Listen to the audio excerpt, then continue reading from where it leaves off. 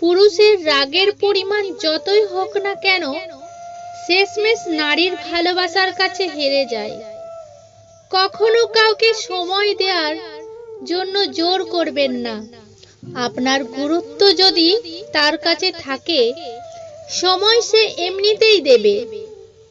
প্রিয় মানুষটিকে খুশি করার জন্য মিথ্যা না বলে, মিথ্যা আশা না দিয়ে, যতটা সম্ভব নিজের দিক থেকে সবটুকু দিয়ে আগলে রাখবো। চুপচাপ থাকা মানুষগুলোকে কখনো দুর্বল ভাবা ঠিক না, কারণ তারা ভদ্রতা জানে বলেই চুপচাপ থাকে, আর এটা তাদের পারিবারিক শিক্ষা। কাউকে ভালোবাসলে এতটাই ভালোবাসো যেন সে কষ্ট পেলে প্রথমেই তোমাকে খুঁজে। রাতের পর যেমন দিন আসে, ঠিক তেমন করেই একদিন কষ্টের পর সুখ আসবে।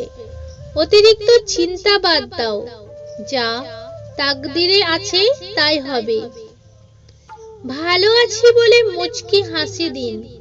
যে মানুষটা অন্যর কথা না ভেবে স্বার্থপরের মতো শুধু নিজের চাওয়া পাওয়াগুলোকে প্রাধান্য দেয়, সে আর যাই হোক কারো ভালোবাসার মানুষ হওয়ার উপযুক্ত না।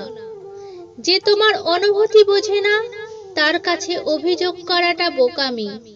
পৃথিবীতে এত মানুষের মাঝে শুধু একজনকে ভালোবেসেছি, তাকে না পেলে অভিযোগ তো থাকবেই। মানুষের যখন অনেক মানুষ হয়ে যায়, তখন তারা পুরনো মানুষদের আগের মতো গুরুত্ব দেয় না।